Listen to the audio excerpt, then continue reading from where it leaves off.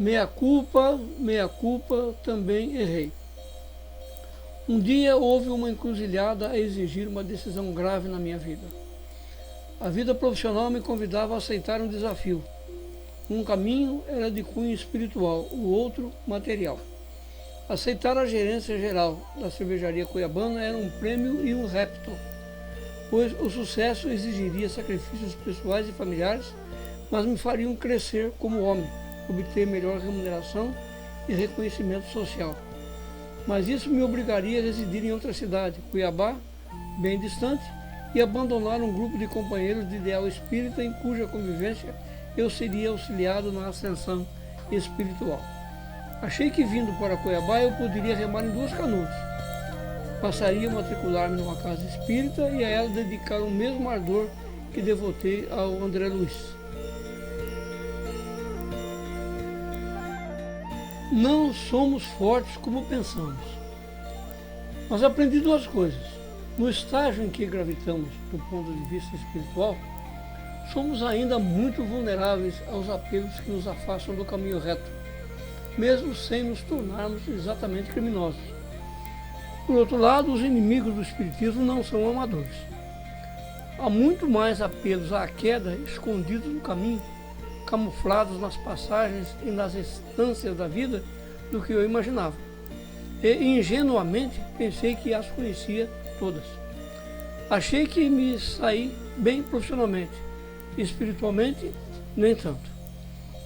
Fazendo um balanço. Hoje, fazendo um balanço, tenho pelo menos a coragem de fazer uma autoanálise e reconhecer que errei sim, e surpreendentemente, para mim, justamente em aspectos que julgava dominar com segurança.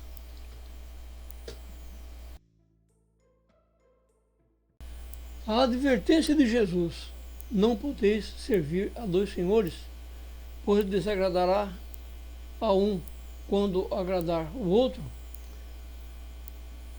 não podeis servir a Deus e Mammon. Como eu disse, linhas acima, por vezes pensamos que uma vez só não faz mal. Deus compreenderá, não é tão grave assim, nos faz ficar de costas para o alto decreto, tipo daquele que meu pai baixou para si mesmo, e o risco de fracassar é grande. É claro que o trabalho jamais será indutor de erros, antes oferecerá constantes desafios morais e de inteligência, parte das provas que aceitamos antes de nascer.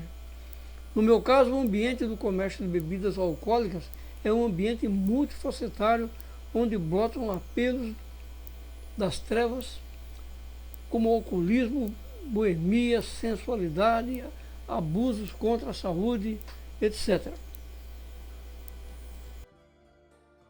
Por tudo isso, sinto-me feliz por haver interrompido a tempo uma trajetória que me conduziria a um abismo. Acho que venci, pelo menos em parte. E se venci, foi graças a essa religião bendita que um dia me foi colocada na bandeja da vida com a pergunta, a sugestão de um amigo humilde. Não me esquecerei nunca de Eliseu Benincasa. Por que não vai no centro do Ferreira?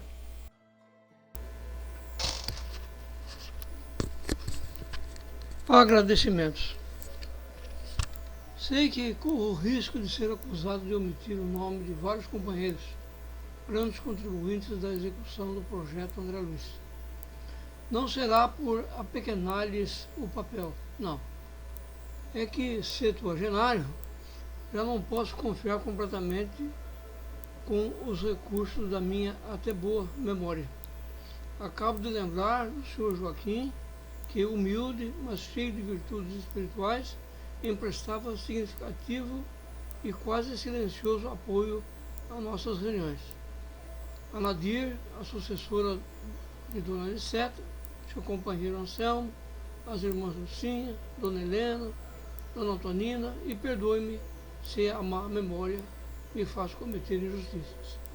Também queria mencionar meu irmão José Roberto, já desencarnado, que também associou-se entusiasticamente ao projeto, chegando a oferecer sua residência para as primeiras reuniões, quando ainda não tínhamos um endereço definido.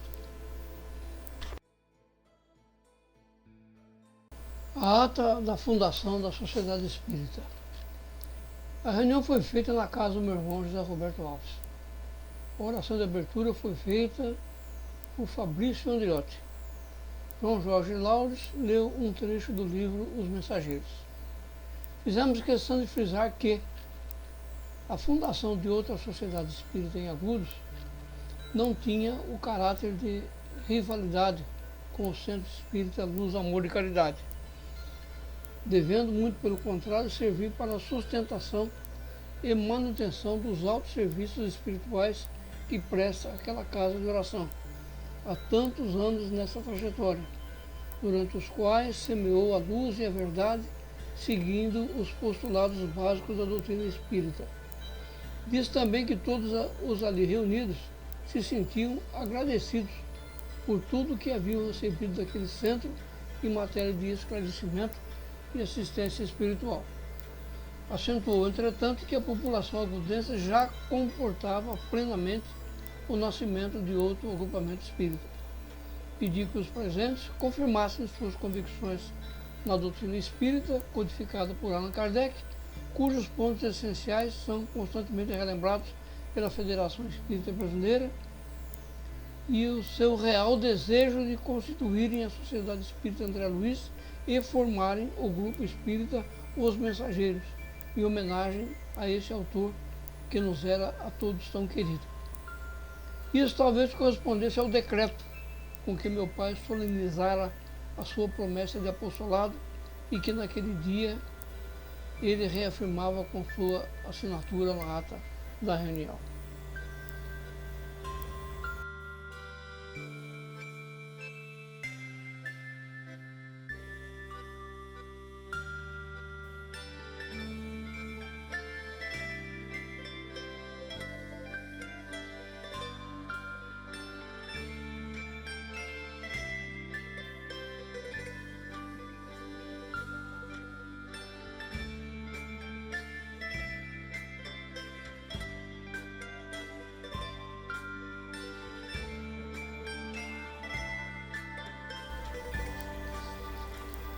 Assinaram a ata de fundação 9 pessoas: Gilberto Alves, Fabriciano Andriotti, Lúcia Laures, João Jorge Laures, José Roberto Alves, Maria Irani Lopes Alves, Anadir Gonçalves de Oliveira, Lúcia Ercília Laures e o meu pai Álvaro Alves Lima.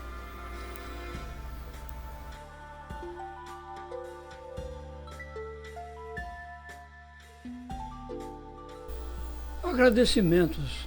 Eu agradeço do fundo do coração aos amigos e companheiros que, apesar das minhas falhas e omissões, conseguiram fazer triunfar a etapa importante do movimento espírita de Agudos, que significou a fundação da Associação Espírita André Luiz. Oração de André Luiz. Senhor Jesus, faze-nos dignos daqueles que espalham a verdade e o amor. Acrescenta os tesouros da sabedoria nas almas que se engrandecem no amparo aos semelhantes. Ajuda aos que se despreocupam de si mesmos, distribuindo em teu nome a esperança e a paz. Ensina-nos a honrar teus discípulos fiéis, com o respeito e o carinho que lhes devemos. Extirpa do campo de nossas almas a erva daninha da indisciplina e do orgulho, para que a simplicidade nos favoreça a renovação. Não nos deixes confiados à própria cegueira e guia-nos o passo no rumo daqueles companheiros que se elevam, humilhando-se e que, por serem nobres e grandes diante de ti, não se sentem diminuídos em se fazendo pequeninos a fim de auxiliar-nos. Glorifica o Senhor, coroando-lhes a fronte com os teus lauréis de luz. Eu tenho a impressão que André Luiz escreveu essa prece pensando na corrente africana.